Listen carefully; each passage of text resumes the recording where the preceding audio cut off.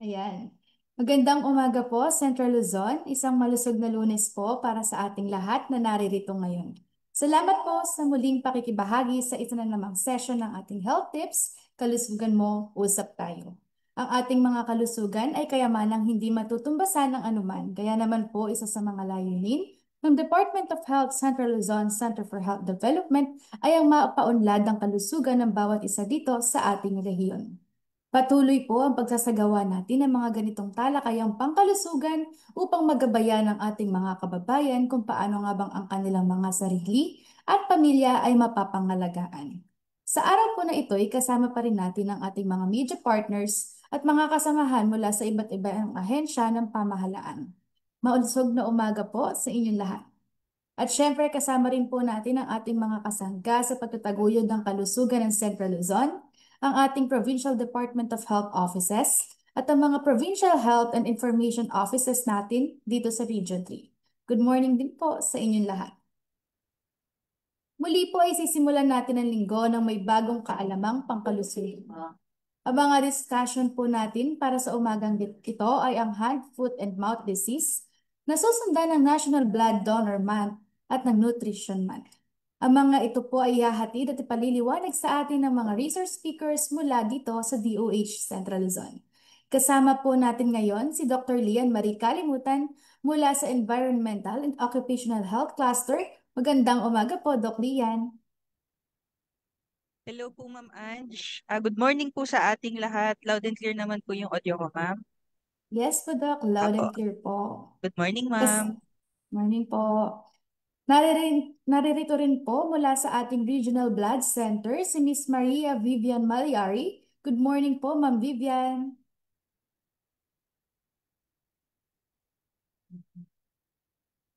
At wala naman po sa nutrition program ng ating Family Health Cluster, kasama po natin si Miss Sheena Polinar. Malusog na umaga po, Ma'am Sheena.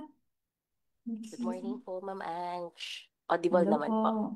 Yes po, Ma'am. Thank you po. At bago po tayo magpatuloy, ang talakayan pong ito ay maaari ring mapanood sa ating official Facebook page. This will also be uploaded rin po later sa ating YouTube channel. Kaya naman please, like, follow, and share po sa ating official pages. Lahat po ito ay nasa ilalim ng pangalan ng DOH Central Luzon. Samantala, para naman po sa ating attendance, matatagpuan po sa ating chat box dito sa Zoom meeting at sa comment section ng ating Facebook Live ang attendance sheet. Makikisuyo lang po na ilang sandali para masagutan ang ating attendance form. And to finally head po onto the highlights of this session, we will now proceed po to our discussions. Sisimulan po natin ito sa hand, foot, and mouth disease o HFMD na isa sa mga nakahahawang sakit na tinututukan natin. Ang HFMD po ay madaling kumalat, particular na sa mga bata. Para mas maipaliwanag po ito sa atin, naririto po si Dr. Lian Marie Kalimutan, Medical Officer 3 at Head ng Environmental and Occupational Health Cluster. Good morning po ulit, Doc Lian. Hello po. Good morning po uli, Ma'am. Let me share lang po yung aking slide po. Go ahead po, Doc. Thank you po.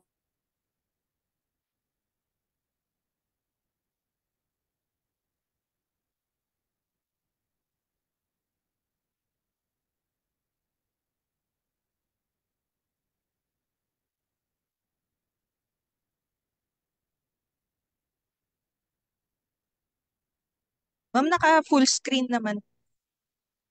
Yes po, Doc. Okay na po siya. Hindi naman ako ah, sige. Okay po. So, good morning po sa ating lahat. Today po, ako po ay naatasan na ma-discuss po sa inyo yung topic regarding po sa hand, foot, and mouth disease. So, ano po ba ito and how to protect, prevent, and recover po? So, ano po ba yung hand, foot, and mouth disease? So, this is a highly contagious viral disease affecting various life stages, occurs most often in childhood. So, tandaan po natin na so po pwede pong sa lahat ng tao matanda pero mostly po sa mga bata. So most of these HFMD cases po are mild, limiting, or kusang gumagaling po, and non-fatal naman po if caused by the virus Coxsackie virus A16. No? So po pwede pong mayroong mga iba-ibang cause po ng HFMD. Pero kapag po ito ay nag-cause na caused by enterovirus, pwede siyang mag-progress into meningitis, encephalitis, and polio-like paralysis if hindi po natin ito mamamanage. Sometimes po can result to death. So ano po ba yung signs and symptoms? So again po, this po is common in infants and children younger than 5 years old. So most children have symptoms po for 7 days. Ano po ba yung mga karaniwan natin na makikita? So yung mga unang araw po natin, first signs are sore throat, so fever, no? Usually mataas po na lagnat talaga, and poor appetite po para sa mga bata. Kasi kung makikita po natin doon sa picture po natin sa kanan, marami po tayong mga blisters o kaya rashes na makikita. Usually po, nasa second stage po ito. Ito po yung mga painful red blister-like lesions on the tongue, gums, and insides of the cheeks. So mga red rashes po, palms, soles, and buttocks po. Sometimes sweet blistering, and syempre po irritability in infants and toddlers. So ano po yung komplikasyon na pwedeng maidulot ng HFMD? So again po, no, pwede po itong magkaroon ng komplikasyon kapag po yung virus ay from yung enterovirus 71. Ito po yung mas malalang kaso. But much rare po ito, no? So if untreated, so pwede po itong mag-lead into meningitis, encephalitis, no? Yung pamamaga po ng brain tsaka ng spinal cord po natin. And then po, acute flaccid paralysis. So this can weaken po yung mga respiratory muscles and reduce the ability to swallow. And then po, pwede rin pong magkaroon tayo ng risk of dehydration. Siyempre, kapag meron po tayong mga blisters doon po sa ating lalamunan, and then po, secondary infection due to pag-scratch ng ating blisters or rashes sa balat po. Pwede kasi itong magsugat at pagmulan po ng iba pang infection. At in severe cases nga po, cardiorespiratory failure can occur. So note po natin doon sa ating mga primary care practitioners, no, yung ating pong history taking and complete physical examination, particular po doon sa mga vital signs po natin, blood pressure, heart rate, neurologic examination po to detect or elicit any warning signs of yung ating pong central and autonomic nervous system. Yan nga po, BP, heart rate, kung yun po ba ay tutulog-tulog, no? So which may warrant po referral to a higher level of care. So kailangan po itong matignan din ng ating mga doktor po sa higher level of care. Yan po. So ito po nakalagay dito, when to call the doctor. So una-una po kapag po tuluyang humina po yung resistensya nung ating pong mga anak, weakened immune system and symptoms of HFMD. So iniiwasan din po natin yung tuluyang pong ma-dehydrate yung mga bata. Yan, not drinking enough kasi nga po masasakit yung blisters na pwede pong maramdaman doon sa blister sa bibig. So yung mga those younger than 6 months and has symptoms of HFMD, so if yung symptoms po natin do not improve within 10 days, kasi kahit po sinabi nating self-limiting naman po ito, expected po natin mga nasa 7 to 10 days po yung course ng sakit. Who has fever lasting longer than 3 days, ano po, producing less urine than normal. Kasi dahil nga po dehydrated na po yung bata and hindi na po siya nakakaihi, pwede kasing mag-cause ng any acute kidney injuries din yun sa bata kapag po hindi siya umiihi, nagpo-produce ng ihi. So, has blisters or sores that are taking longer than 10 days to heal, or kapag po lumalala yung itsura ng bata, and then has any worsening symptoms pa po after 10 days pa. Okay. So, mga case definition lang po ito. So, sabihin natin, suspected case of HFMD. So, any individual, regardless of age, mapabata, matanda, who develop acute febrile illness Ito po, with papullovesicular and maculopapular rash on palms and soles. So, alalahanin lang po uli natin yung picture natin kanina. So, parang bungang araw yung kanyang mga lesions po, no? And then with or without probable case, suspected case, so meron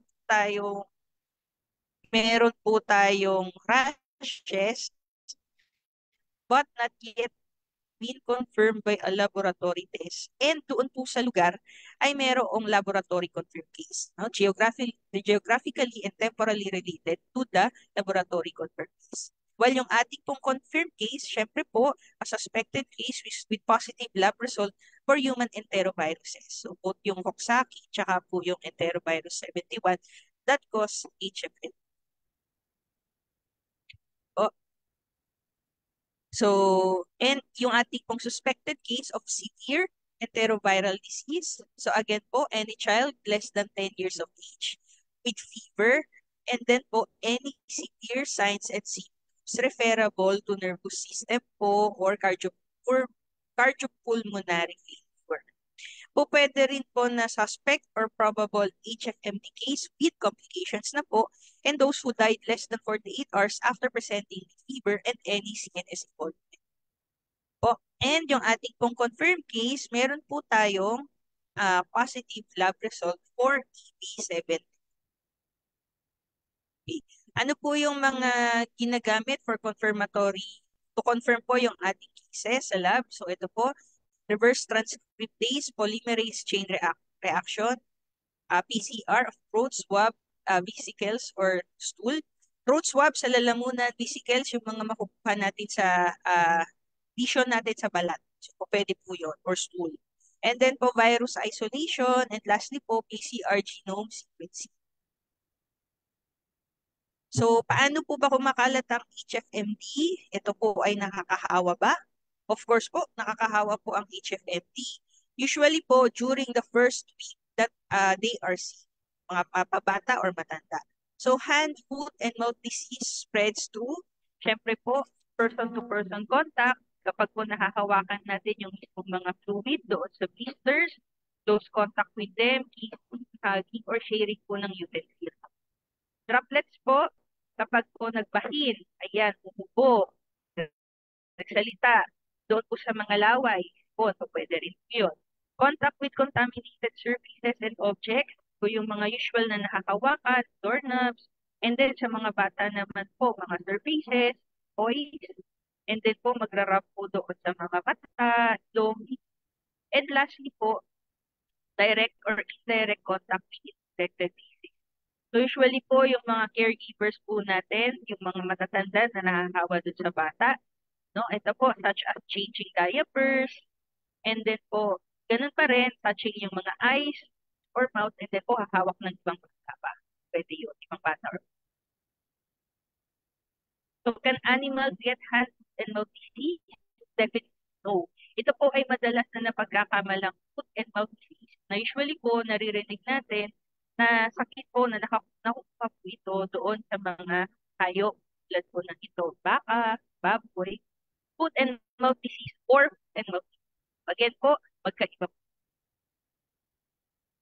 So isolation, kapag po nalaman natin na may sakit po na HFMD, either suspect, probable, or confirmed po, ayan po, they should remain at home, so avoid attending to school, any daycare facilities, or other face-to-face activities until yung ating pasyente ay wala na pong lagnat, febrile, and all of his or her vesicles have dried up. So tuyo na po yung mga blister-like lesion na maliit, minsan po nagtutubig pa po yan. Pwede siyang yung parang ng araw na rashes or nagtutubig din po. Pwede din yun. So kapag po tuyong-tuyong na. And then po, take note po natin na kapag po meron sakit yung ating mga anak, advice din natin yung kanilang schools or their daycare na yung ating pong anak ay merong HFMD para maiwasan din po natin na makahawa din po, no? Kapag po nasabihan yung ating schools or yung ating daycare centers, so po pwede po kasi part ng ating prevention, yung paglilinis po ng mga books, touch surfaces. Kasi gaya nga po nung sinabi natin kanina, doon po natin pwedeng makuha ang mga virus. So how to treat yung ating HFMD? Again po, umpisa po sinabi natin self-limiting. So kahit po ito ay dala ng virus, hindi naman po necessary na kailangan nating mag-take agad ng mga anti-viral meds. Usually po pag virus, eventually self-limiting siya. Again po, no specific treatment or kahit po vaccine, but they can be managed po. Para po doon sa lagnat, pwede naman po tayong magbigay sa bata or sa matanda ng mga paracetamol, acetaminophen, or ibuprofen. Pero kapag po sa mga bata, hindi na po natin ina-advise na magbigay ng aspirin. Kung kaya naman po ng paracetamol para sa lagnat, yun po yung ibigay natin. Po, and then, lotions or ointment, which can also relieve po yung ating cheek. And again po, virus po ang dahilan ng HFMD. So, hindi po ito kailangan bigyan ng antibiotics. Hindi po effective na bigyan po yung ating pasyente ng antibiotics. Para rin po makiiwas tayo doon sa any antibiotic resistance. Kasi kung magbibigay lamang po tayo ng antibiotics kung ito ay ibibigay po mismo ng kung meron ng secondary infection. But hindi po ito direct na para doon sa ating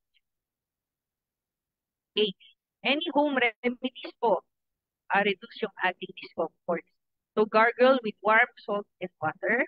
Meron din po tayong mga available din na over-the-counter na mga throat sprays na pwede pong mag-relieve pansamantala nung pain po, no?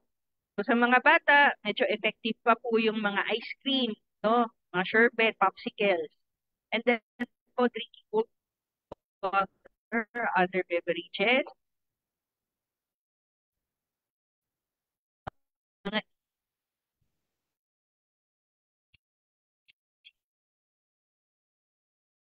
swallow foods.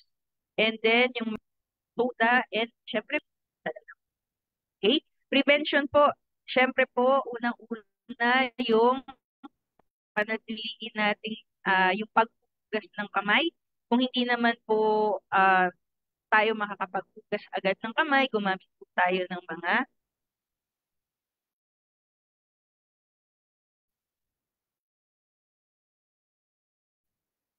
alcohol-based sanitizer. So, syempre, hand hygiene. Po, strengthen prevention and control measures in all setting items, such as spoon, cups, and utensils.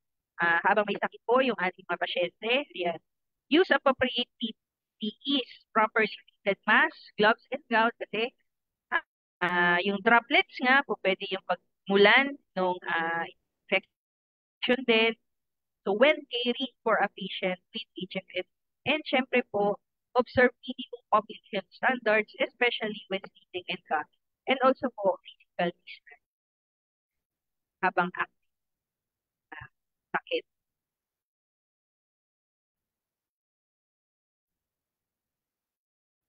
So I guess yun po yung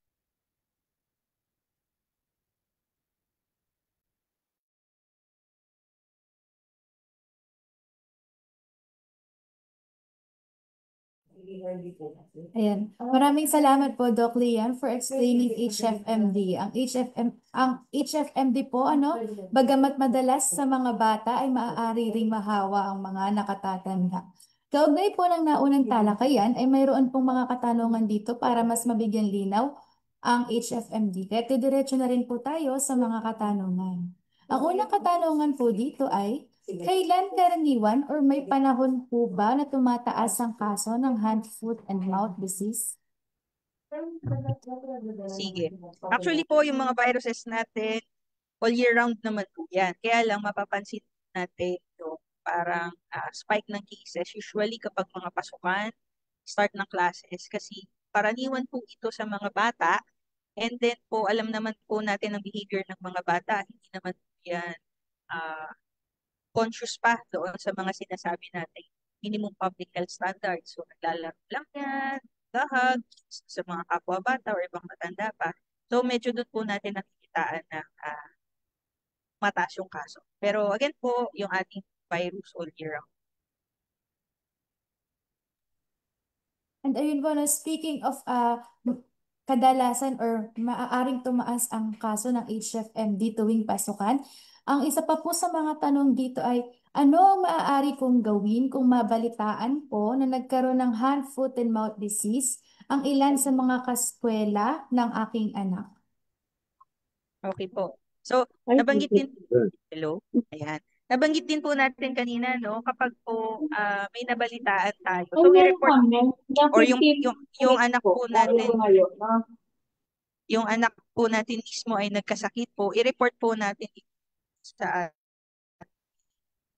sa school, sa daycare, and then po eventually i-report na rin po ito sa mga kaukulang health facilities. Kasi po yung doon po sa ating schools and daycare facilities, gagawa po tayo ng mga contact tracing, and then po yung paglilinis din po ng mga usually na hinahawakan natin, doorknobs, yung mga laruan, sa mga daycare, sa classrooms.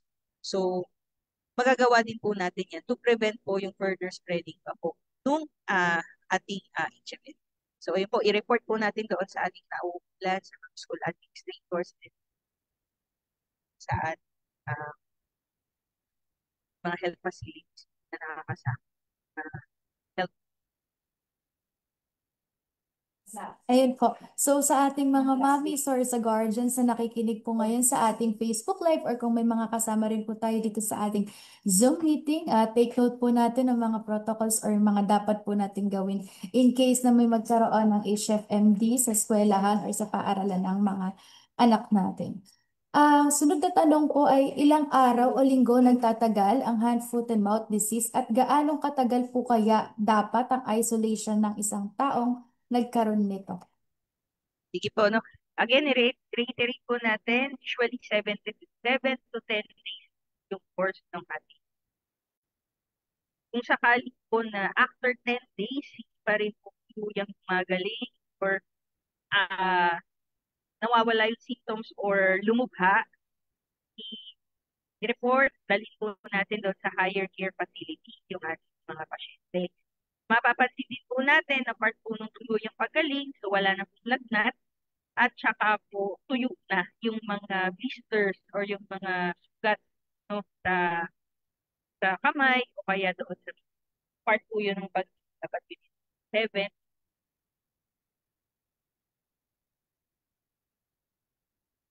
Ayan. Thank you for that po, Doc Lian. And last question na rin po. Ano-anong programa ang mayroon ng DOH CLCHD po para sa HFMD? Okay po. Thank you po. Actually po, ma'am, yung HFMD ay part na siya ng then water.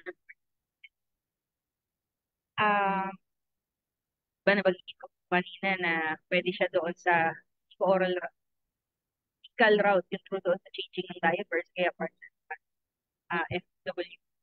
Ngayon po, doon po sa ating cluster, nagkakaroon po tayo ng in partnership sa RESO, active surveillance, palagi po. Kaya po doon sa mga reporting na nangyayari po sa health facility, so nakakuha tayo ng data. And then, lagi yung mga kapasitas, natutunan tayo regarding prevention, nag-accept tayo ng information regarding ano po yung mga pwede natin gawin to prevent po yung HFM and iba pa po na SW. Ayun. Ayan. Thank you again po, Doc Lian, for further explaining HFMD to our constituents here in Central Luzon. Lalo na po itong usaping ito ay mahalaga partikular na sa mga may chikiting at kasamang bata sa bahay. Taking note lang din po na mahalaga po, no, na lahat tayo ay sinasagawa ang mga preventive measures gaya ng regular hand washing, cough etiquette at pagsusuot ng face mask para makaiwas sa mga sakit. With that po, didiretso na rin po tayo sa ating pangalawang topic. Kamakailan lamang ay pinagdiwang po natin ang World Blood Donor Day kung saan nagkaroon tayo ng blood donation activity dito sa DOH CLCHD. Ngayon naman pong July ay National Blood Donor Month. Para bigyan po tayo ng karagdagang impormasyon tungkol dito, kasama po natin ang head ng Regional Blood Center dito sa Central Luzon at Medical Technologist for ng CLCHD. Good morning po, Miss Maria Vivian Malyari. Ma'am V.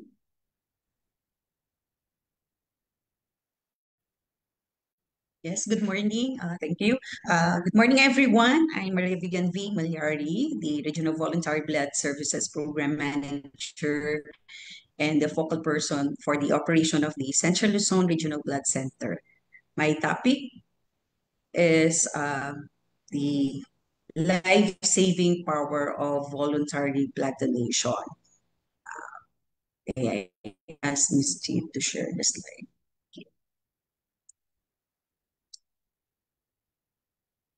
So whether you're a donor, a health worker, a policymaker, or someone simply curious about how you can help, this is for you. Together, let's explore one simple act that can save lives, strengthen communities, and inspire a culture of compassion. Next. This is the outline of my presentation.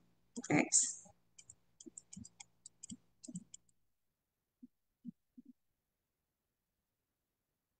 The real faces behind numbers. Every blood drop you donate can help someone fighting for their life. In Central Luzon alone, thousands of patients urgently need blood each year due to serious health conditions. These are the top 3 medical conditions requiring blood transfusion: anemia, chronic kidney disease, and acute blood loss. Next. Now, let's take a look at the progress we've made in Central Luzon over the past 5 years when it comes to blood donation. This chart shows the number of blood units collected annually from 3 sources: the voluntary, replacement, and paid donations. The red bars represent voluntary non-remunerated blood donation. The orange bar shows replacement donation. And as you can see, paid donations remain at 0 across all 5 years. This is a strong indicator of our commitment to ethical and safe blood collection practices. In 2020, voluntary donations made up just over half of our total supply. But year after year, we've seen a steady and inspiring increase. By 2024, voluntary donations reached over 175,000 units, making up more than 91% of the total blood supply. At the same time, the replacement donations have significantly declined. No? Bumaba po siya from over 51,000 units in 2020 to just 16,000 in 2024. This shift tells us a powerful story. No? Marami na po ang mga taong nagdo-donate not because they have to, but because they choose to. Ipinakikita nito na lumalawak na yung kamalayan, mas matibay na pakikilahok ng komunidad, at ang tagumpay ng ating advokasya. Next.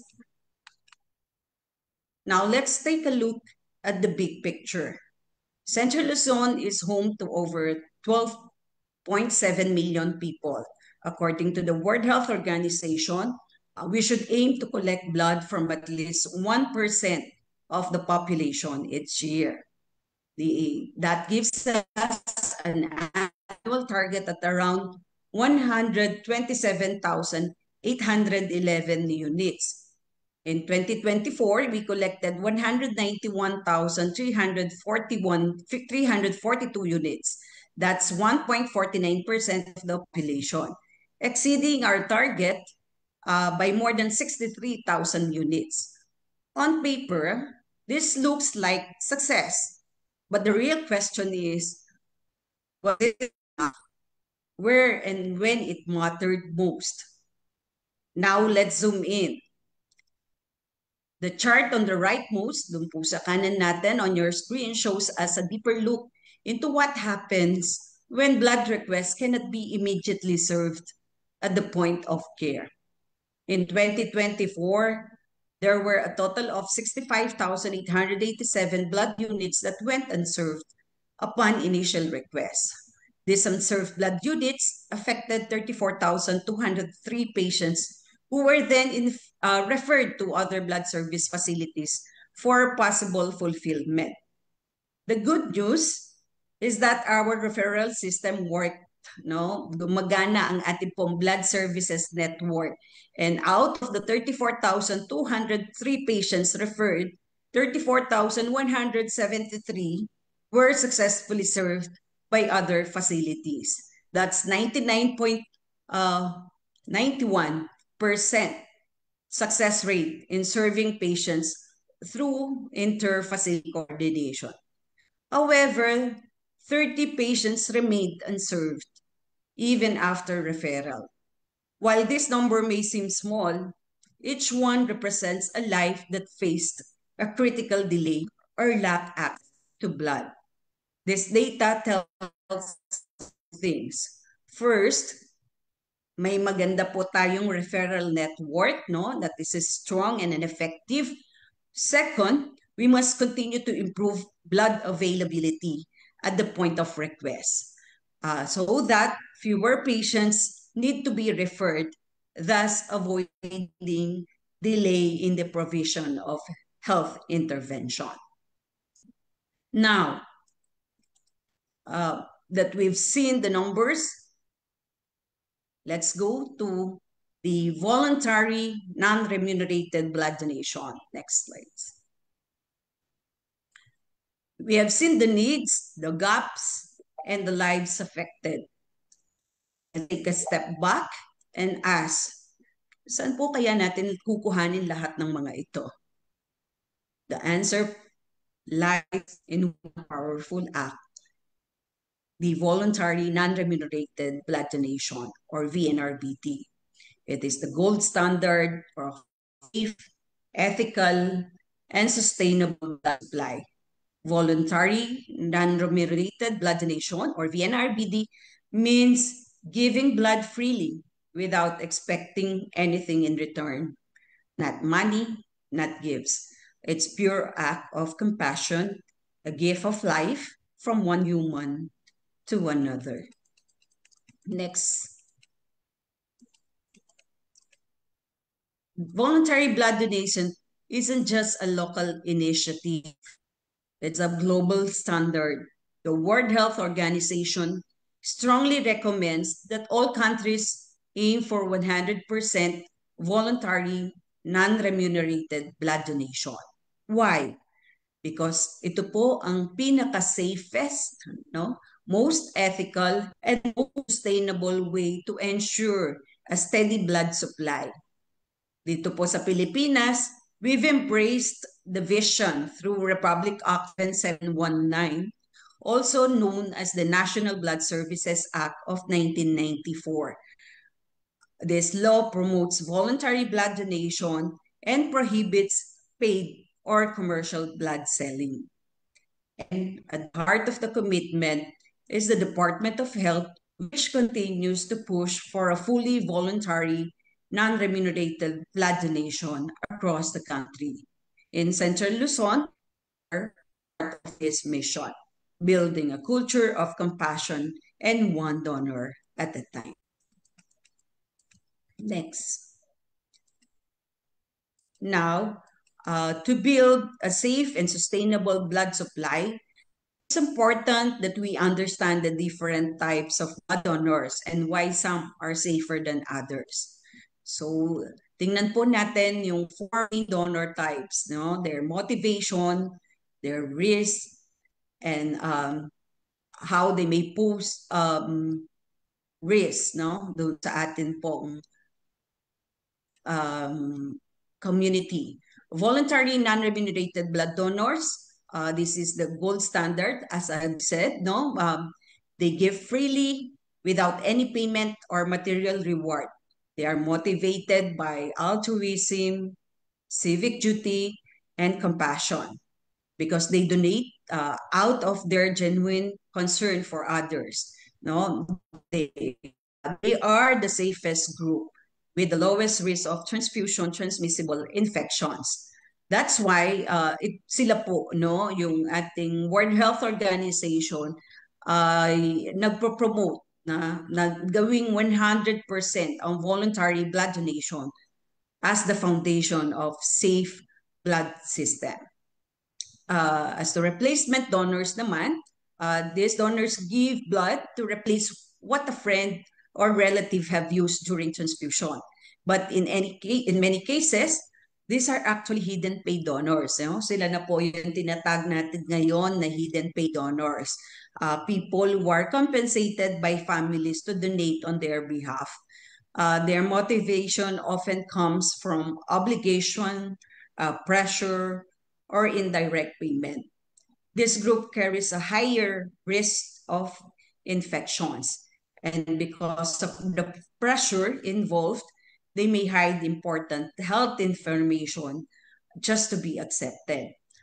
For patient-directed donor, this type of donor is chosen specifically by or for a patient, often a family member or a close friend.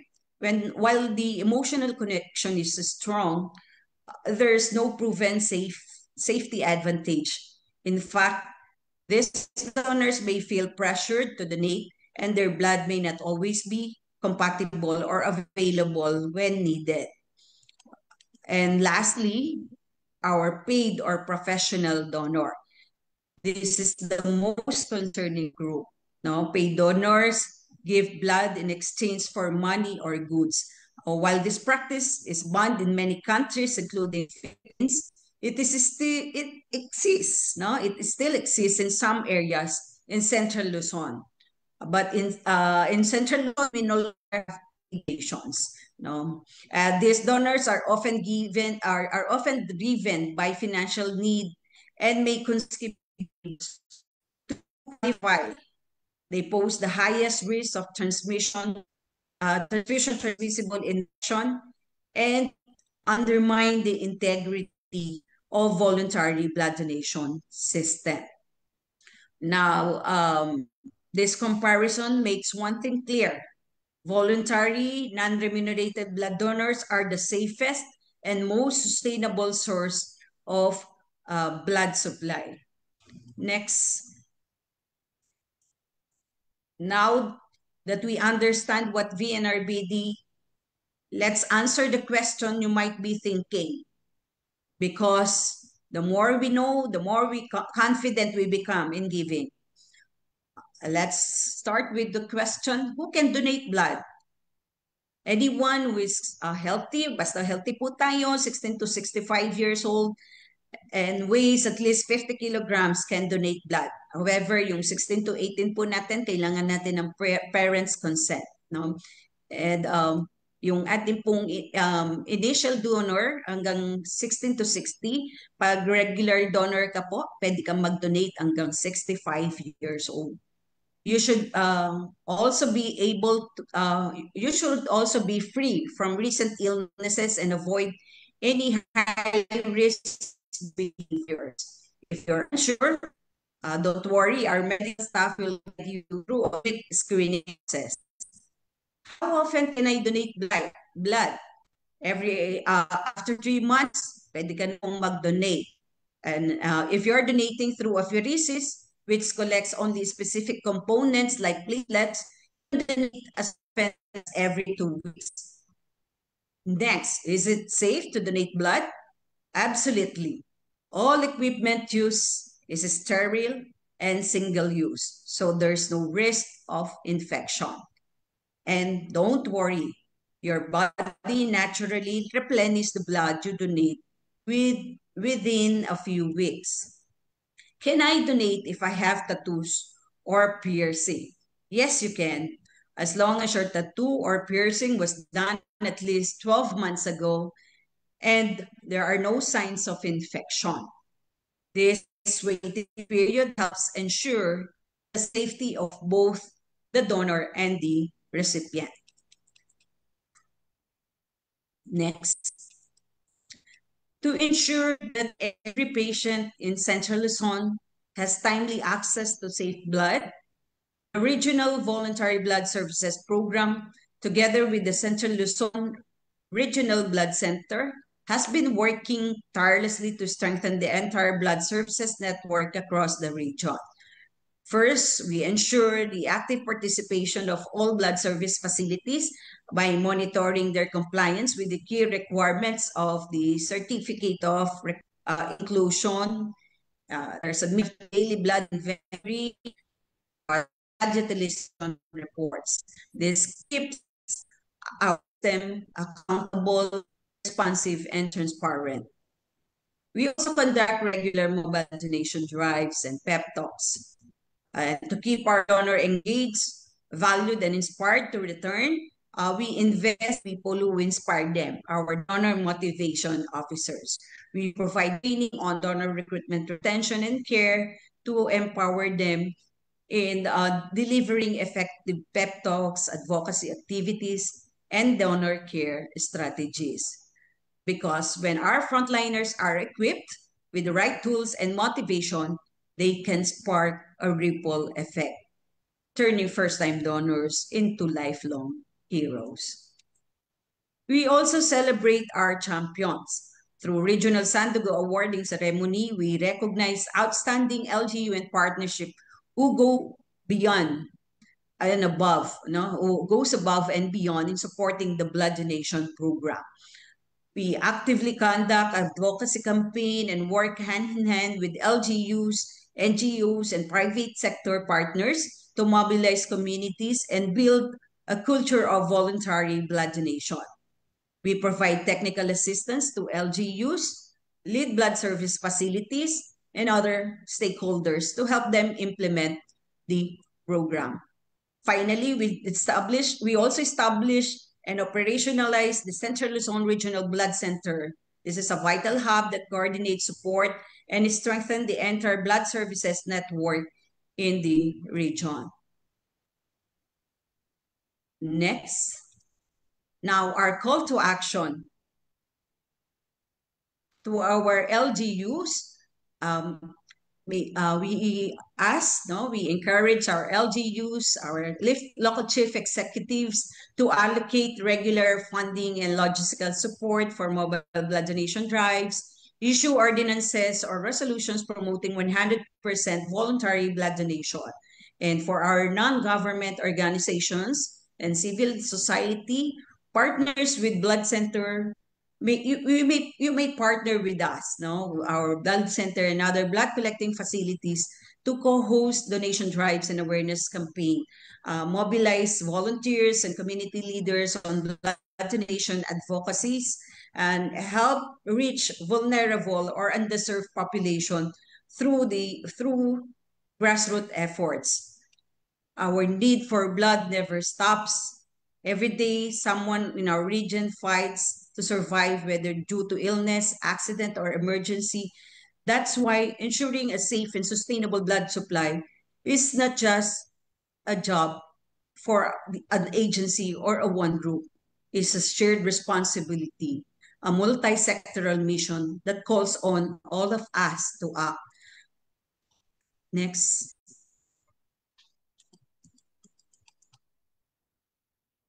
Our call to action to our national government agencies and program partners is strengthen interagency coordination for blood safety and supply chain systems.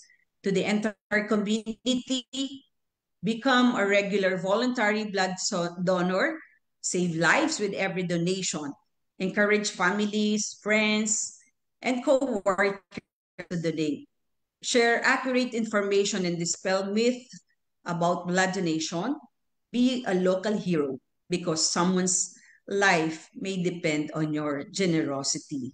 Our need for blood never stops. Every day, someone in our region fights to survive, whether due to illness, accident, or emergency. That's why ensuring a safe and sustainable blood supply is not just the job of one agency or a one group. It's a shared responsibility, a multi-sectoral mission that calls on all of us to act. Next, this month is our National Blood Donors Month celebration. No, this month is enacted through Presidential Proclamation number 1021. As our theme for this month is magbigay ng dugo, magbigay ng paghasa. Sama-sama tayong magligtas ng buhay. No, pinagdiriwang po natin ang National Blood Donors Month, isang pagkilala sa mga bayani ng ating komunidad. Ang tema ngayon, no, kagaya ng nasabi natin ay may hikayat sa atin, nagpapaalala na ang bawat donasyon ay hindi lang dugo. Ito ay pag-asa, buhay at pagmamalasakit. Sama-sama tayong kumilos, sama-sama tayong magligtas ng buhay. Next. These are more than just pictures. No? They are moments of compassion, of communities coming together, of life saves, one drop at a time. Behind every mobile drive, every training, every award is a story of hope. But we can't do it alone. We need champions. We need partners. We need you. Support the voluntary blood donation program. Be part of the movement. Be the reason someone gets a second chance of life. Magbigay ng dugo, magbigay ng pag-asa, sama-sama tayong magligtas ng buhay. Next. Connect with us, no? If you'd like to partner with us or host a blood donation drive or simply learn more about how you can help, don't hesitate to reach out. Together, we can build a stronger, safer, and more compassionate blood donation culture in Central Luzon.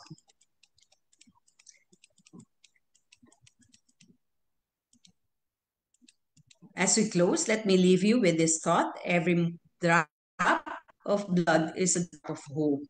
Whether you're a donor or a partner or a policymaker or an advocate, your role matters. Together, we are not just collecting blood, we are giving second chances, restoring health, and saving lives. On behalf of the Central Luzon Regional Blood Center and the Regional Voluntary Blood Services Program, maraming salamat po sa inyong lahat. Ayan, magbigay ng dugo, magbigay ng pag-asa, sama-sama tayong magligtas ng buhay. So this is the life-saving power of voluntary blood donation. Thank you so much po, Ma'am Vivian, for explaining the need for blood donation, sharing us the status of blood donation in Central Luzon, and for that call to become a regular voluntary blood donor. Tutuloy na rin po tayo sa ilang mga katanungan mula sa ating advanced questions form. Sa ating mga participants at mga nanonood po sa ating Facebook Live, maaari rin po kayo magpadala ng inyong katanungan sa chat box ng Zoom o comment section ng Facebook. Ang una po nating tanong dito, Ma'am Vivian, ay I think nabanggit na rin po ito kanina pero we can elaborate na lang din po siguro. Kahit sino po ba ay maaaring mag-donate ng dugo or mayroon po tayong mga restrictions para rito? Yes, thank you. May criteria po tayo para ma-assess ang qualification ng isang donor. Bagamat ang mga iba ay nasabi na kanina, no, wag po kayong mag-alala dahil bawat donor ay sumasailalim po sa assessment bago kuhanan ng dugo. Ito ay upang masiguro ang iyong kaligtasan, pati na ang tatanggap ng inyong dugo, inyong dugong iaalay. Ayan, so malinaw po na may mga ah, assessments naman pong isasagawa, no, para matiyak na ligtas at maayos yung mga dugo na idodonate natin at matatanggap din ng mga recipients nito. Pangalawang tanong po, at ito po ay isang tanong na medyo lumulutang sa ating mga social media page. Libre po ba ang dugo sa mga ospital? O ano-ano po ang mga halimbawa ng mga bagay na kinakailangang bayaran sa ospital kung kinakailangang magsagawa ng blood transfusion? Well, ang dugo mismo ay libre po, no? Lalo na kung ito ay galing sa mga voluntary blood donors natin sa ilalim ng mga programang gaya ng National Voluntary Blood Services Program ng DOH. Ngunit kapag po ito ay ginamit sa ospital para sa transfusion, may mga kaukulang bayarin na maaaring singilin. Hindi ito bayad sa dugo mismo, no, kundi po sa mga serbisyo at gamit na kaakibat ng proseso. Pero meron po tayong tinatawag na maximum allowable blood service fees, no? Ayon dito, yung ating AO 2015-0045, mga blood service facilities ay maningil ng service fees. Ngunit ito ay hindi dapat lumalampas doon sa itinakdang maximum ng Department of Health. Halimbawa po nito ng maximum allowable service fees ay ang para sa whole blood 1,800, no? Doon sa ating packed red blood cells ay 1,500 at para naman po sa mga ibang components 1,000. Ito po ay para ma-cover yung mga expenses para sa screening and testing, para matiyak na ligtas ang dugo laban sa transfusion transmissible infections gaya ng HIV, hepatitis B and C, syphilis at malaria. Kasama din po dito yung iba pang mga test like hemoglobin, blood typing, at iba pang vital signs. No? Meron ding kasama na po dito yung processing and storage. When we say processing and storage, pasok po dito yung pag-refrigerate, pag-label, at pag-imbak ng dugo. No? As to professional service din, kasama gamit at serbisyo ng mga medical technologies at laboratory staff. Yung supplies and reagents, gaya ng blood bags, testing sa di pa pang laboratory materials.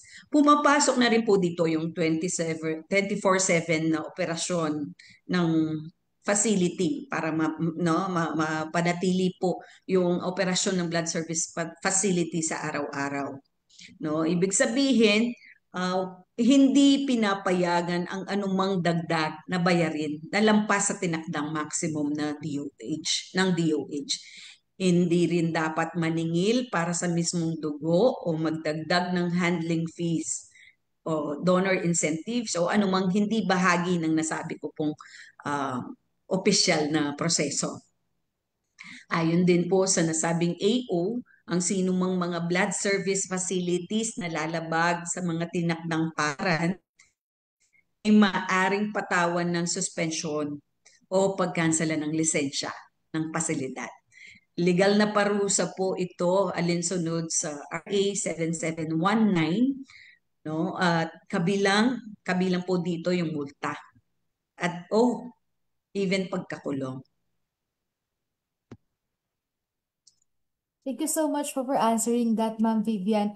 So, yun po, take note na lang din po natin yung ating maximum allowable service fee na itinakda ng DOH. And we reiterate po that the blood itself is free, pero merong mga minimal fees lang po para sa services, para sa blood transfusion.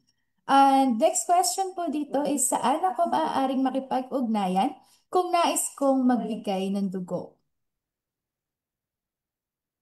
So, doon na i-share na po namin kanina, ulitin ko po, po sa interested to reach out for partnership or mag-schedule ng donation or for any inquiries, pwede po tayong mag-email sa rvbsp@centralluzon.doh.gov.ph or pwede rin po tayong tumawag doon sa aming line 045-861-3428.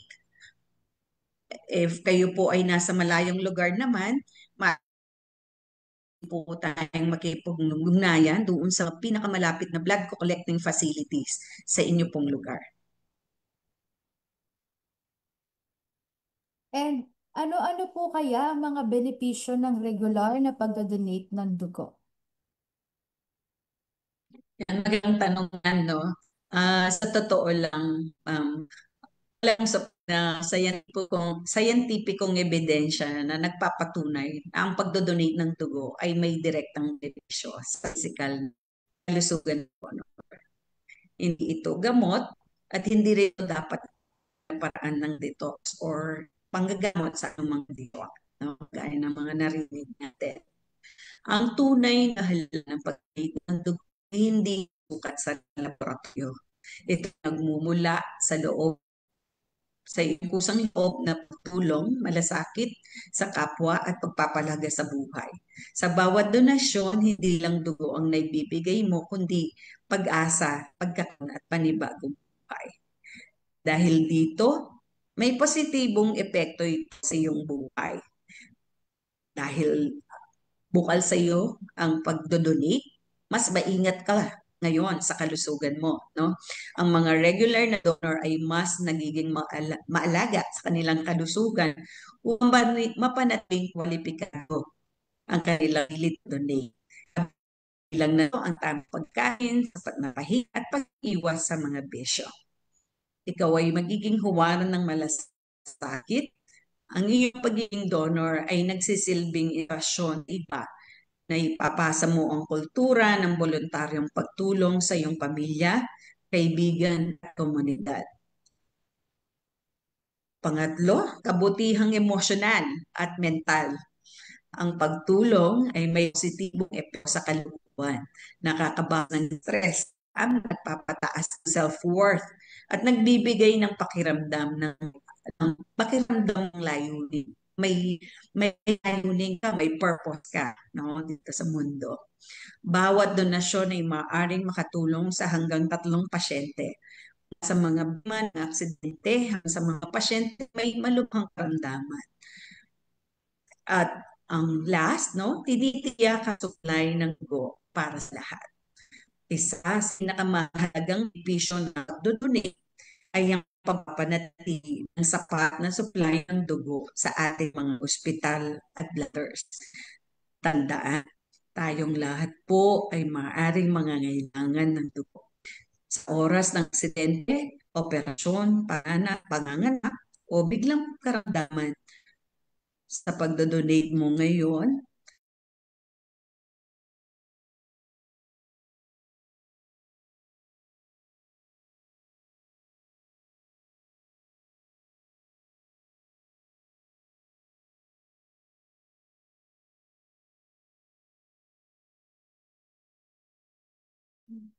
Hello po.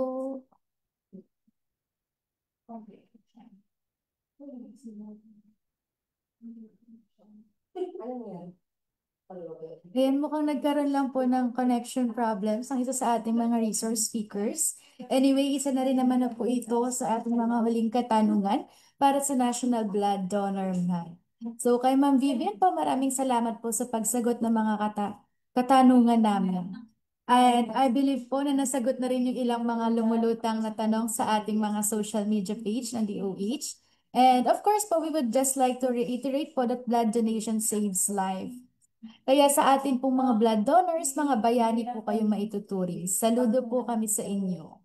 At dadako na rin po tayo sa ating last discussion na naniniwala akong familiar na ang nakararami, ang Nutrition Month, di po ba? Sa mga paaralan pa lamang aktibo na ang pagdiriwang natin ang Nutrition Month tuwing buwan ng Hulyo. Pero of course, there's more po sa likod ng mga parada ng mga gulay kapag July. May mas malalim pang dahilan kung bakit kailangan nating pahalagahan ang ating nutrisyon at paano nga ba natin magagawa ito? Ipaliliwanag po yan ng ating Health Program Officer 2 mula sa Nutrition Program ng DOH-CLCHD. Kasama po natin ngayon dito si Ms. Sheena Polinar. Good morning po, Ma'am Sheena. Good morning po. Rinig po ba? Yes po, ma'am. Loud and clear po. Apo, thank you po. Let me share my screen lang po. Okay. So, good morning po everyone. Happy 7/7. It's July 7 today. And ang lecture ko po ay ang Read the Label, Choose What's Able, Smarter Food Choices for Food and Nutrition Security. So, this 7/7, kaliwat kanan po yung mga sale sa atin. So, ituturo ko po sa inyo kung paano po yung matalinong pagpili ng mga pagkain. Pero bago po yun, i-explain po muna natin bakit po ito po yung title ng ating lecture today. So, So, for the 51st Nutrition Month or yung 2025 Nutrition Month po natin, ang theme po natin ay Food at Nutrition Security, maging priority, sapat na pagkain, karapatan natin. Ano po ba ang meaning nito? So, what is food and nutrition security? So, food security means having consistent access to enough safe and affordable food. And it focuses more on quantity and availability. So, secured ka sa pagkain kapag meron kang access sa pagkain. Kasi, di ba nga po, hindi naman po tayo lahat may pribilehiyo na magkaroon ng, nandyan na yung pagkain and stuff like that. So for nutrition security goes beyond food security. So it means having access to nutritious, safe, affordable, and culturally appropriate food, plus the knowledge to make healthy choices. It includes utilization of food, how the body uses it and care, and feeding practices. So food security, nandyan yung pagkain, available siya. Nutrition security, may access ka sa nutritious na pagkain. So that's food and nutrition security. So the full concept of food and nutrition security is having both access to food and the right kind of food for good health. So yun po, kaya nating kumain at kaya nating kumain ng tamang pagkain. So, bakit po ba nagmamatter ang mga food labels? So, yung mga non-communicable diseases po natin account for 70% of all deaths. So, over 600,000 Filipinos die each year from heart disease, cancer, stroke, diabetes, and related conditions. So, the Philippines is seeing more people dying young from these lifestyle-related diseases. So, compared po sa mga kapitbahay nating bansa, pabata ng pabata po yung mga nagiging biktima ng mga non-communicable diseases. Ano po ba yung dahilan nun? So, ito po yung mga risk drivers ng lifestyle-related diseases po natin. Una, sedentary lifestyle and limited physical activity. So, dahil po highly urbanized na po, nagsilipanan na po yung mga work from home arrangements, mas nagiging sedentary po yung lifestyle natin and nalilimitahan po nun yung physical activity. Second is high tobacco and alcohol use, especially in older males. Third, a high proportion have undiagnosed or uncontrolled hypertension and diabetes. So, dahil nga po hindi mahirap pong hindi naman po lahat kayang magpa-check up or hindi po nila lahat afford yun. Meron pong iba na hindi po nila alam na hypertensive na po pala sila, diabetic na po pala sila. And lastly, related po sa diet. Dahil nga po highly urbanized na, mataas po yung intake ng ultra-processed na food, sugar, salt, fats, and mababa po yung consumption ng fruit and veggies. Dahil nga po preferred po ng mga tao yung mga mabilisan, fast-paced lang, mas pinipili po nila yung mga ready-to-eat na kasi mas mabilis po. So, label reading is equal to first step to making informed food choices. So ano po ba yung laman ng food label po natin? So ito po yung brief summary ng list ng mandatory information based sa Administrative Order 2014-0030. So meron po tayo dyan, ayan. Ayan, dalawa po yan, yung nasa harap and then yung nasa likod. Yung nasa harap po natin, nandyan po yung product name, yung brand po, list of ingredients nasa likod. Sa harap po pala. Sa harap muna is yung product name, yung net content or grained weight, yun po yung nasa harap. Nandiyan din po yung labels if fortified siya with vitamin D or enriched siya with certain vitamins and minerals. And then, sa likod naman po, nandyan po yung list of ingredients natin. Nandyan po yung name and address ng manufacturer, repacker, packer, importer, grader, and distributor. Nandyan po yung lot identification. Nandyan po yung nutrition facts, storage condition, kung paano po natin sila iso-store yung pagkain, expiration date or use by date or consume before date. So, nandyan din po yung food allergen information, And lastly, yung direction or instruction for use shall also be printed where applicable or as necessary to ensure the correct utilization of food. So, nandyan po yung AO 2014-0030 to protect consumers. And yun nga po, para magkaroon po ng well-informed food choices. Kaya po nandyan yung mga labels na yan.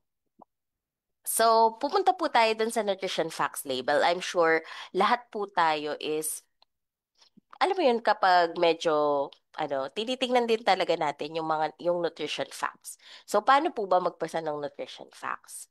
So, makikita niyo po dyan, dito po sa pinakataas, nandyan po yung serving size.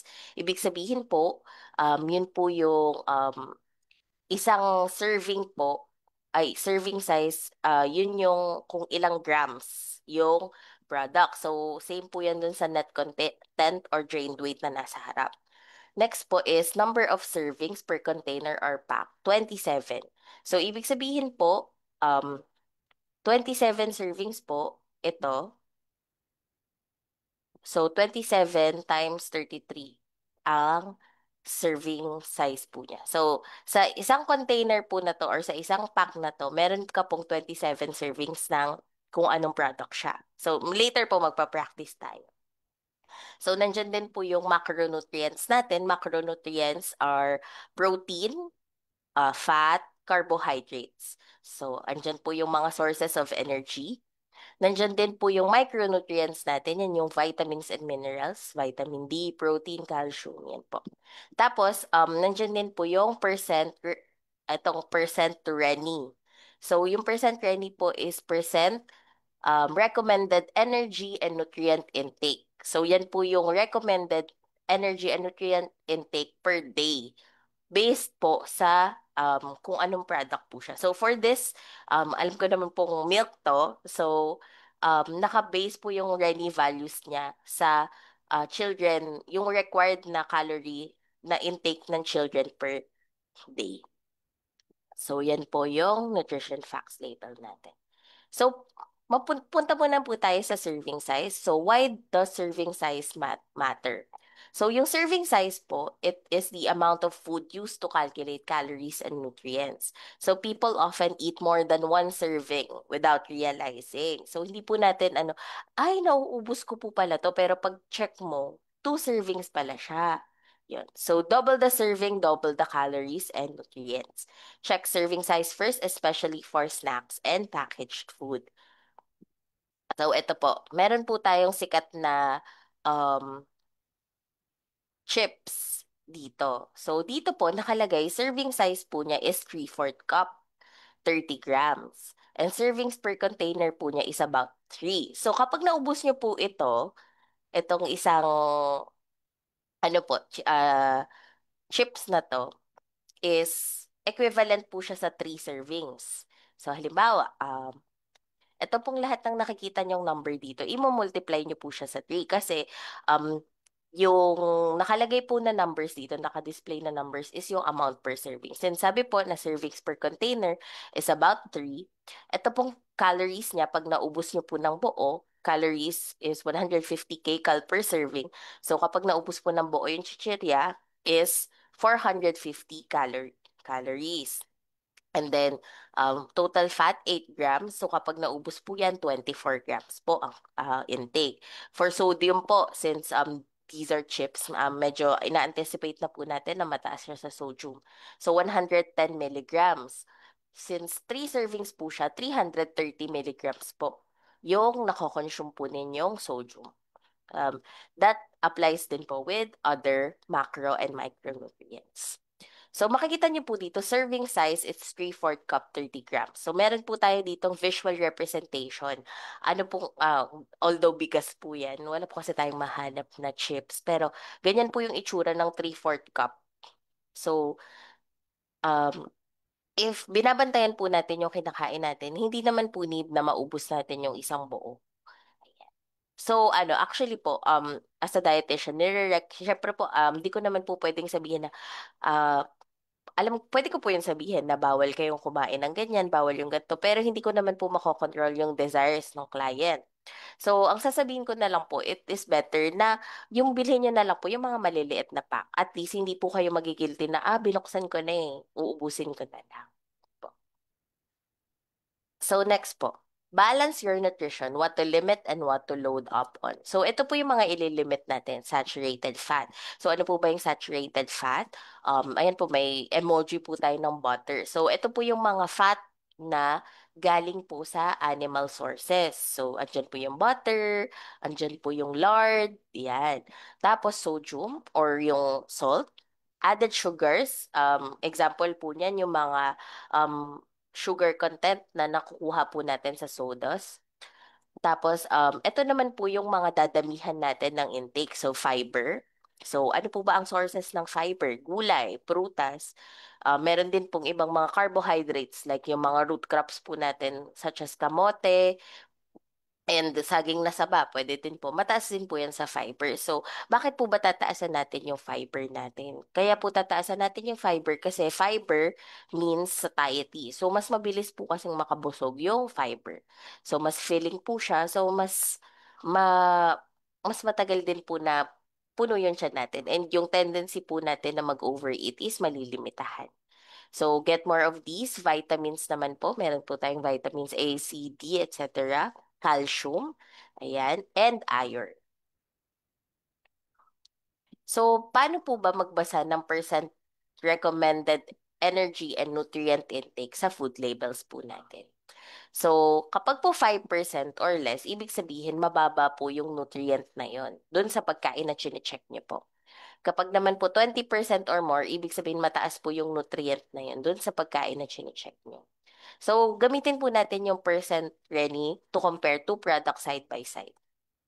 So, meron po tayong dalawang tinapay dito. The other one's white bread and the other one's sweet bread. So, bakit po, Miss Sheena, bakit po ba yung iba preferred po nila ang wheat bread? Bakit po yung iba white bread? So, dito po ipagko-compare natin. Percent rin. So, ano po yung sabi ko kanina na dadamihan natin? Vitamins and minerals as well as fiber. So, wheat bread, syempre po, mataas yan sa fiber. So, dito po sa white bread, meron po siyang 1 gram ng fiber, dietary fiber. And then dito sa wheat bread, meron po tayong 5 grams ng dietary fiber.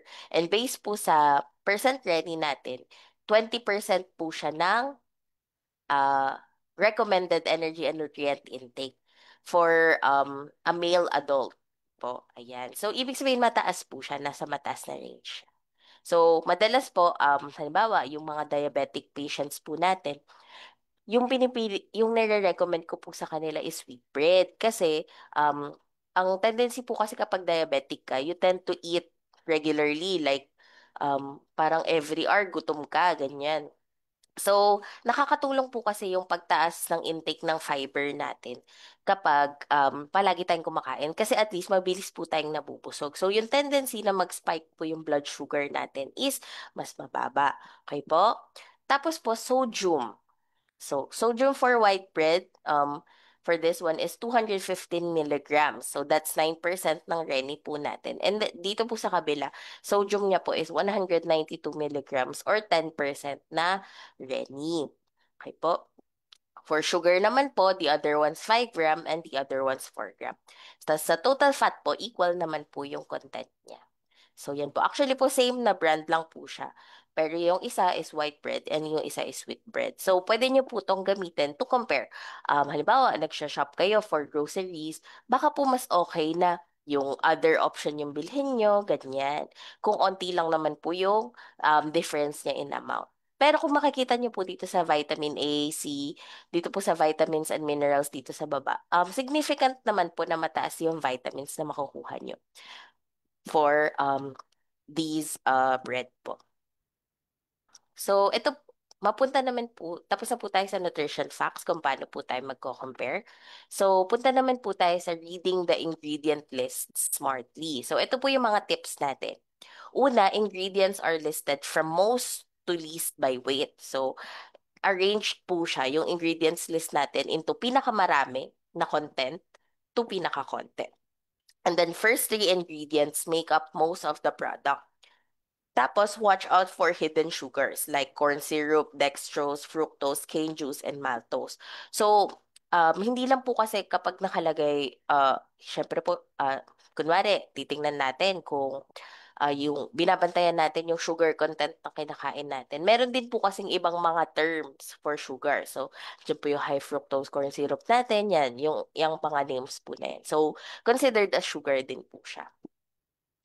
So, ito po, mag-aral po tayo ng reading ng ingredients. So, ito po, sikat po to na carbonated drink natin. So, ang ingredients po niya, carbonated water, high fructose corn syrup, caramel color, phosphoric acid, natural flavors, and caffeine. So, bakit ko po in-underline yung high fructose corn syrup? So, ito po kasi sugar po yan. So, halimbawa, meron po tayong diabetic na patient. Tapos, uminom po siya nito. Ang tendency po kasi niyan, kapag po in liquid form, ayan po, syrup po kasi, so liquid po siya na sugar. Kapag in liquid form po yung sugar natin, is mas mabilis po siyang ma-absorb. So, mas mabilis po siyang makakaspike. So, medyo delix po sa mga nagbabantay po ng mga blood sugar po nila. And meron din po siyang caffeine. So, meron po kasi, di ba, yung iba, hindi nila sure, hindi pala sila sanay na may caffeine. So, pwede silang magpalpitate, ganyan. So, at least, kapag po binabasa natin yung mga labels, yung ingredients list, nababantayan po natin ano po ba yung pinapasok natin sa katawan natin. Yan. Another one po. So, ito, sinigang mix. So, andito po yung ingredients niya. Kasi po, kaya ko po ito sinama kasi nakikita ko po yung recent threads na ginagawa po siyang flavor ng fries. So, ayan. So, makikita niyo po, ang unang ingredient niya po is iodized salt, food acid citric, flavor enhancer or MSG. Meron din po siyang tamarind, sugar, tomato, onion, palm oil, shrimp, natural flavor, spices, wheat flour, and color, caramel color. So, dun po sa ingredients list natin, di ba sanabi po kanina, yung top 3, yun po yung mataas yung content. So, medyo mataas po yung sodium niya. So, hindi ko po talaga siya nire-recommend na ipang flavor lang ng fries. Ay, meron pong rason kung bakit siya sinasabaw. Okay? Okay, so dito din po makikita nyo din kapag nagbabasa po kayo ng ingredients, makikita nyo, ay may shrimp po pala to. Though may drawing naman po ng shrimp to, ang alam ko. Pero at least po, pag check natin, makikita natin kung ano yung mga allergens na nandun. Kasi hindi natin alam. Ay, may shrimp po pala to, may crustaceans pala, may milk pala. So at least maiiwasan natin yung magkaroon tayo ng allergic reaction kasi mas informed na tayo, binabasa na natin yung labels. Okay?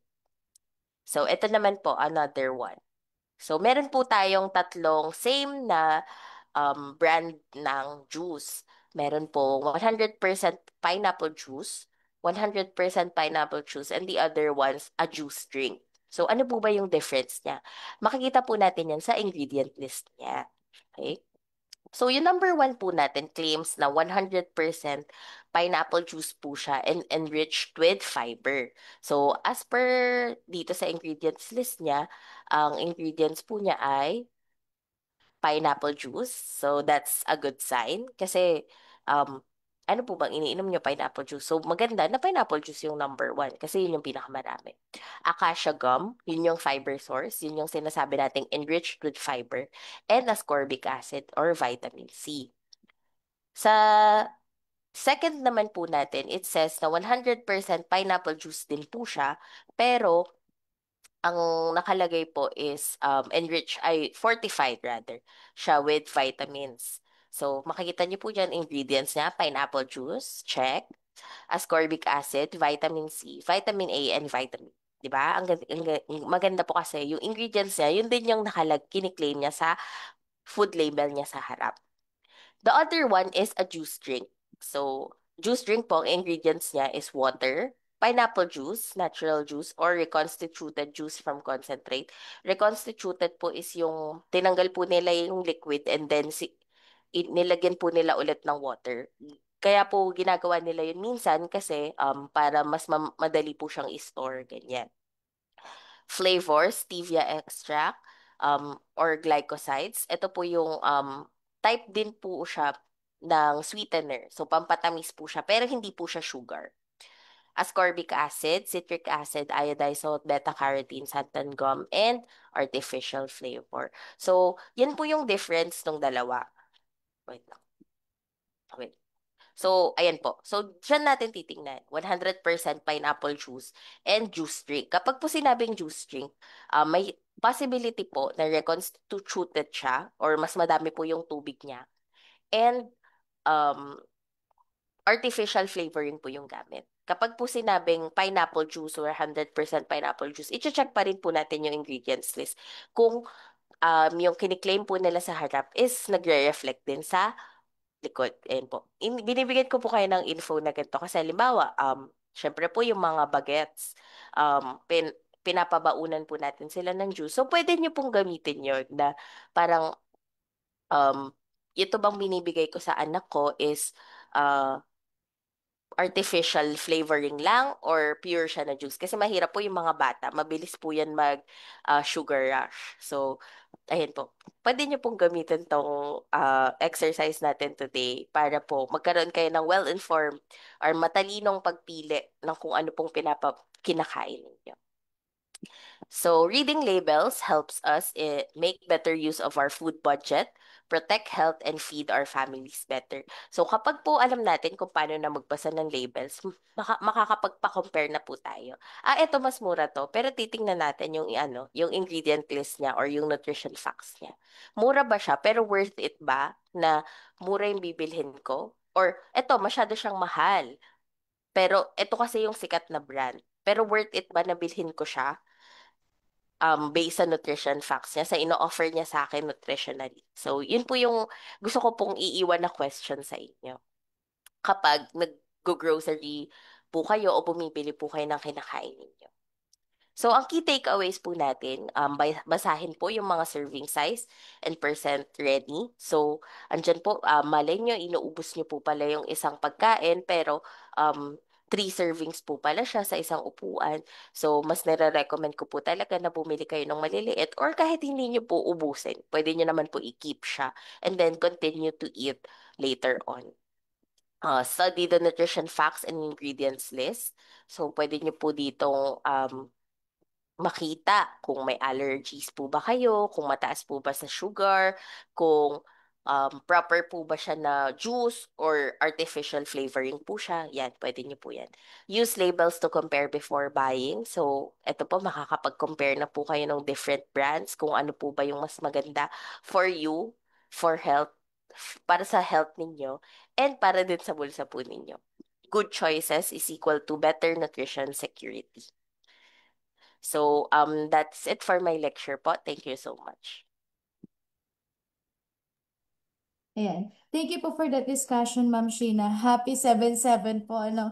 At sa pag-add to cart at check out ng mga food products, we should check the label in din para po alam din natin kung ano ang kinokonsume at ini-intake natin. At may pa-multiplication pa po pala sa pagkain, no? Yan po. At gaya po kanina, mayroon din po tayong mga katanungan dito kaugnay ng nutrition at ng nutrition month. Ang unang tanong po dito ay, paano naaapektuhan po ng nutrisyon ng ating pang-araw-araw na pamumuhay?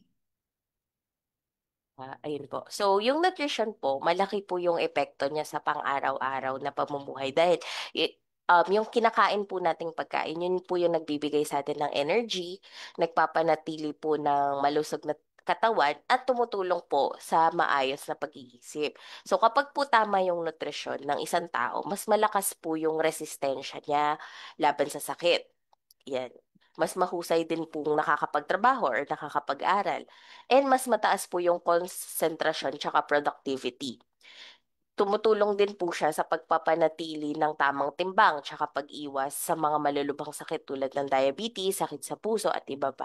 Tapos kapag po kasi kulang yung nutrition natin, maaari po itong magdulot rather, ng mabilis na pagkapagod, madalas na pagkakasakit, at mababang mood. So kapag kaya po mahalaga yung pagkain po ng balanse at saka masustansyang pagkain. Gaya ng prutas, whole grains, lean protein, tapos sapat na tubig para po mapanatili yung maayos na kalusugan at magandang kalidad ng buhay. Ayun po. Ayan, and speaking of timbang na rin po, ano, Since alam naman po natin na ang pagiging underweight ay halimbawa ng isang malnutrition.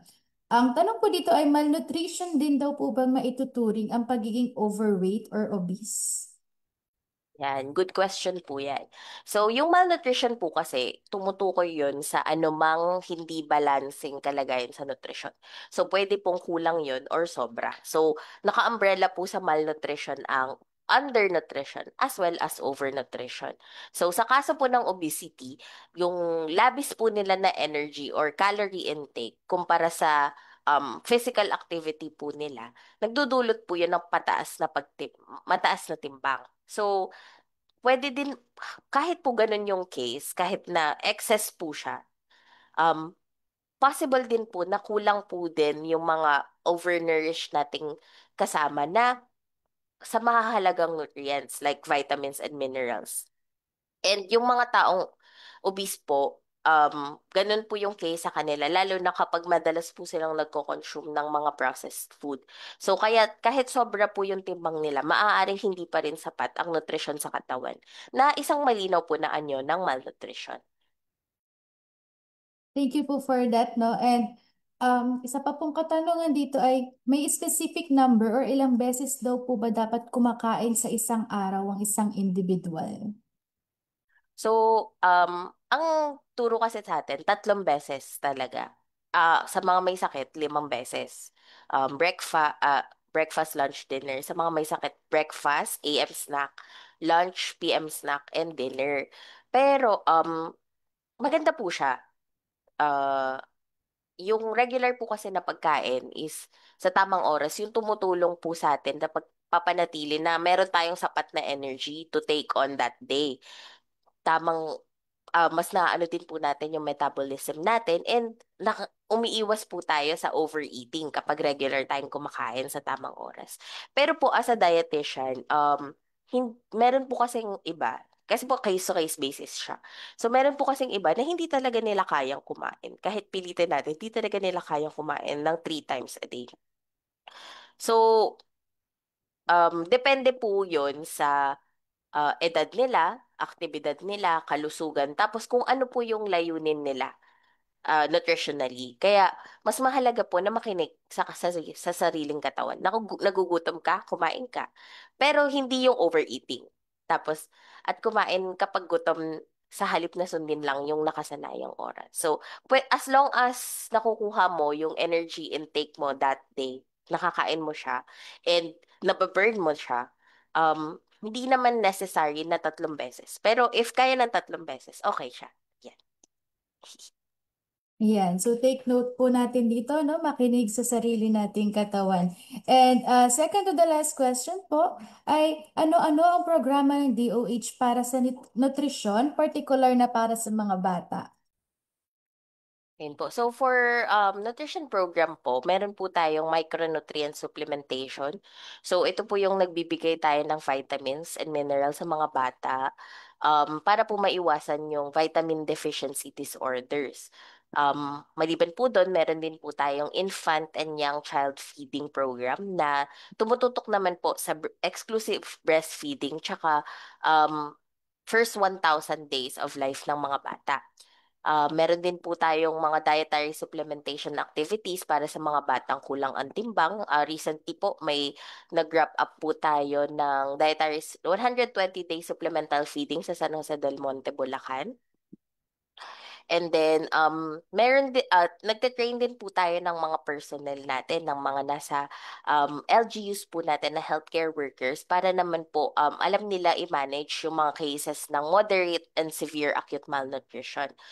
And meron din po tayong Mother-Baby Friendly Hospital Initiative tsaka yung First 1,000 Days Act para po siguruhin may sustainable na system ng nutrition yung mga nanay tsaka yung mga bata po.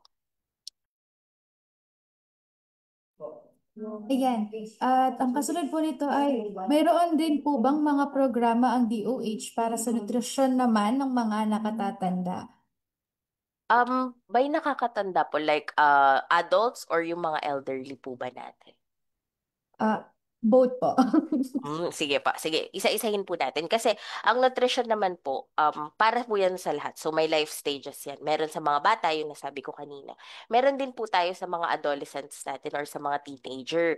So meron po tayong AO 2013-0013. Ito po yung Adolescent Health and Development Program.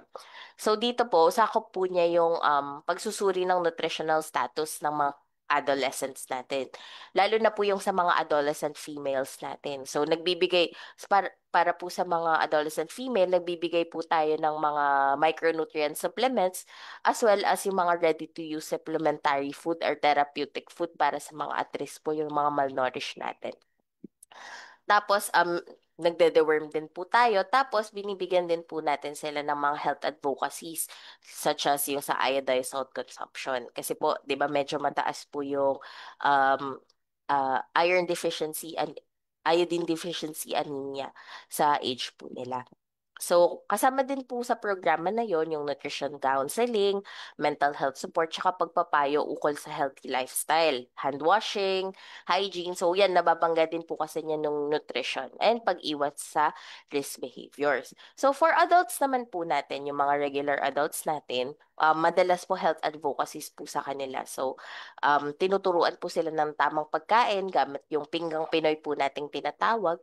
Pag sinearch po yun, dun po makikita niyo yung visual representation ng kung ano dapat yung content ng plato mo kada kakain ka. Tapos, um, nakakatulong po kasi yun sa pag-lessen ng non-communicable diseases such as diabetes and hypertension.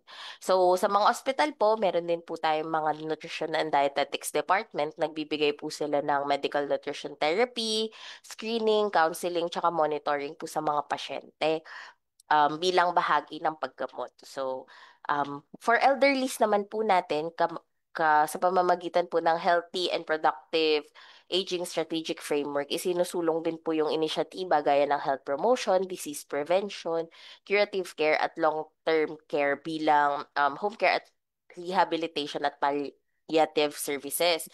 So dito po tinutulungan natin, nagka-counseling po tayo sa mga elderly natin, nutritionals. So yun po, medyo malawak naman po yung saklaw ng nutrition and na-apply naman po siya sa iba't ibang ages natin. Ayun po. Ayan, so ayun po, nalaman po natin na ang ating nutrition program dito sa Department of Health ay covered po niya lahat, people across life stages na po. And maraming salamat po sa pagsagot ng mga katanungan na ito, Ma'am Sheena. And ngayong Nutrition Month, idagdag na lang din po natin, no, yung tinatandaan po natin dito sa DOH para healthy tayo, yung TED po or TED, tamang pagkain, ehersisyo at disiplina sa katawan.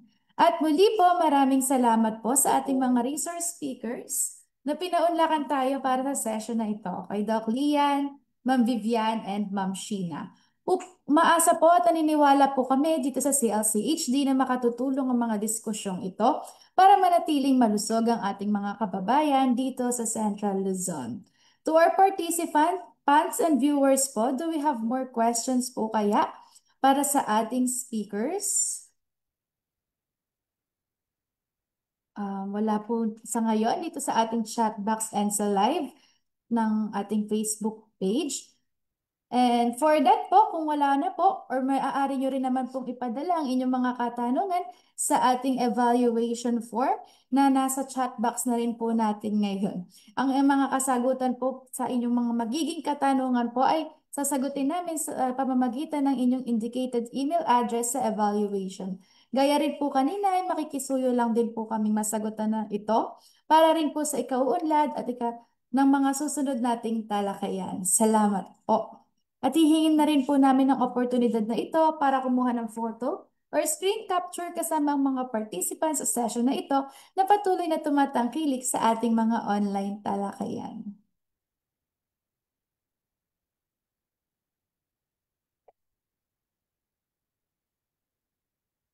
Ayan. So, we have 3 pages po para i-screenshot.